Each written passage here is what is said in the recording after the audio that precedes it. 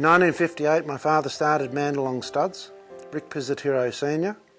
And since those years have passed, my wife and I have continued with Mandalong Studs, with his supervision of course, and we hope to continue with our Mandalong specials and our Tropicanas at our property Yarrow Station into the future.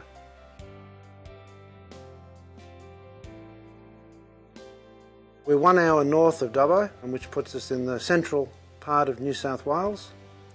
The climate ranges from, in summer, from 45 with a maximum we had 2 years ago of 52 degrees Celsius. Our minimum temperatures would be between -5, -6. That's only for a very, very short time. But generally we're probably around that 10 to 15 degree minimum. This country is very, very sandy country.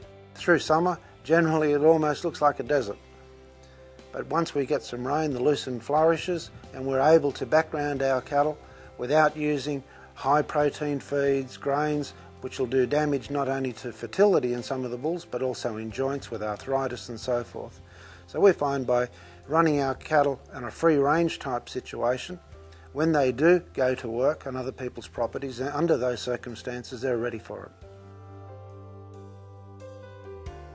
Generally we aim our cattle to the north of Australia in the harsher type climatic conditions, where you've got the hot temperature, where cattle need to walk for long areas to get water.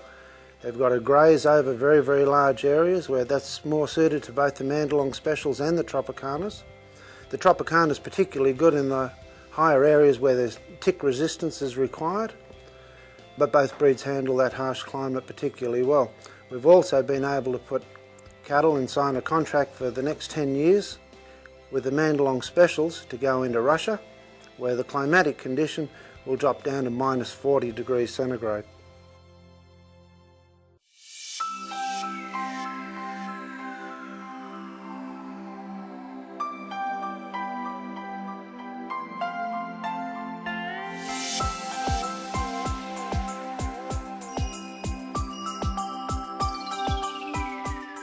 Basically our single sire herds would be about 35 cows to a bull. We find by doing this we have total control. We check the cattle every day. We double check our females for temperament. That's very, very important, because if a cow has any attitude whatsoever, we haven't got the ability to produce a calf that will produce a carcass, and that's our primary job. Well, when we're selecting a female, we look for a female that is structurally correct, got a leg in each corner, they're not sickle hocked, they're not too straight in the back end, they've got a well-placed udder, because a cow's basic job is to produce milk, produce a calf, raise that calf, and then have the ability also to look after and maintain her own body weight. So that high fertility in a female, the maternal instinct, is the main thing that we aim for. The calves are very small birth weight, very sleek calves, they calve easily. We find generally that the calves within an hour of being born are up and around, chasing their mothers. So they're very, very strong calves. That also covers the harsh environment in which the cattle go to. They have to be able to get up and go pretty much straight away.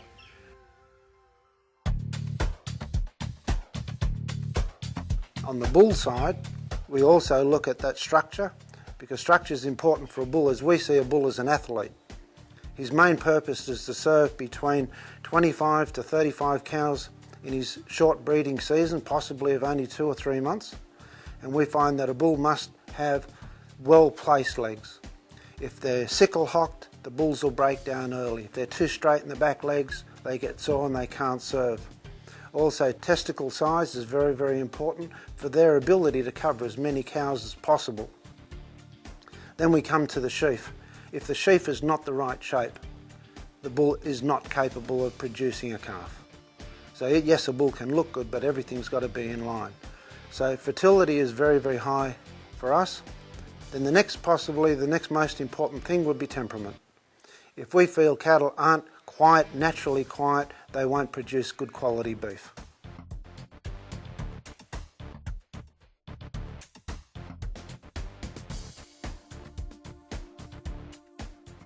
The Tropicana bull is a very agile bull, very capable of walking 20-30 k's for water, and that's very, very important, particularly way up north. What we find exactly the same thing in the low temperature area. Because the countryside is covered nice in snow, yes, they can eat the snow, their water's not the main problem, but they have to be able to forage. The Tropicana bull's ability to forage through snow, to find grass to eat, they'll eat sticks and leaves, anything at all, pull bark off a tree, whatever it takes to just keep that body weight. We also find that the Tropicana cow has the ability to do exactly the same thing and rear a calf. The most important thing that we have is, yes, you've got to have a calf, but we still have to have a cow at the end of it.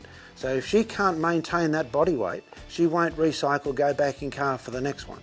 And we find that the Tropicana male and female are so resilient in these very, very tough climatic conditions, and based with high fertility and a strong structure, that reproduction second to none.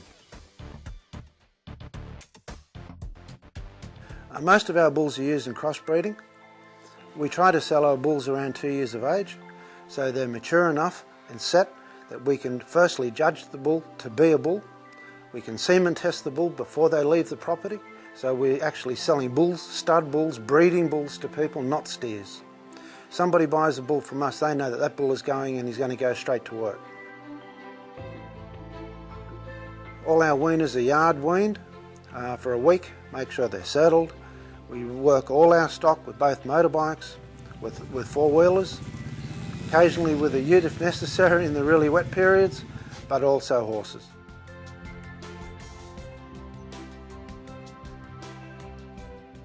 We breed our own quarter horses. All our horses are very good as far as they're very cowy. They're all performance bred, and we find these horses work on our property with our stock particularly well. We've also introduced the use of dogs, because a lot of our clients use horses and dogs, particularly where mustering camps are used, contract musterers and so forth.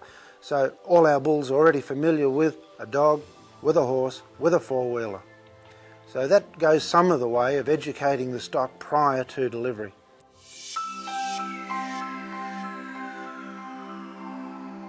We sell steers from 120 kilo carcass weight right through to big heavyweight steers. Basically that depends not on the cattle as much as the herbage that's available for them to consume to be able to grow, put on that meat and fat cover, which both the Mandalong and Tropicanas do exceedingly well. As a carcass, the steers have been able to return up to 62.5% yield. We've done that in major competitions with carcasses, with steers. And also for our local trade, our local butcher, for an example, we put steers into the local butcher to test a bull, his ability to produce high quality beef before he actually enters into our breeding program within our own stud. We've found that the meat colour, the texture, the eating ability, the fat colour, all these attributes are very, very important to be able to hang a carcass under refrigeration and then have a high quality steak.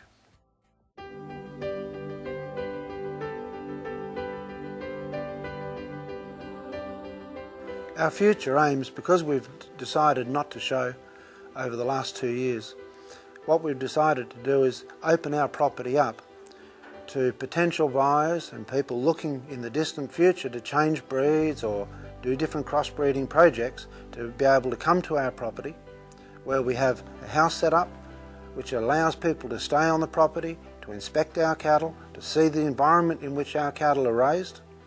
They also can go through our cow herds, see exactly how we manage our cattle.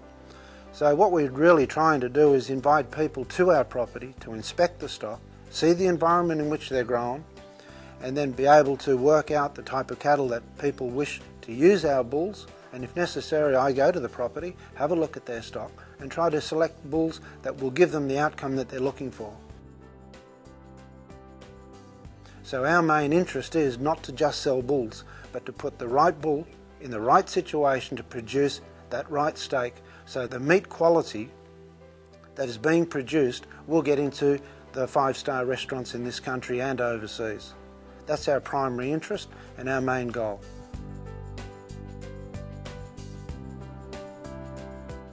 Well, here at Yarra Station, we'd like to extend an invitation from both myself and my wife and our staff to anybody who would like to inspect our property, inspect our stock, and possibly be able to do some business in the future.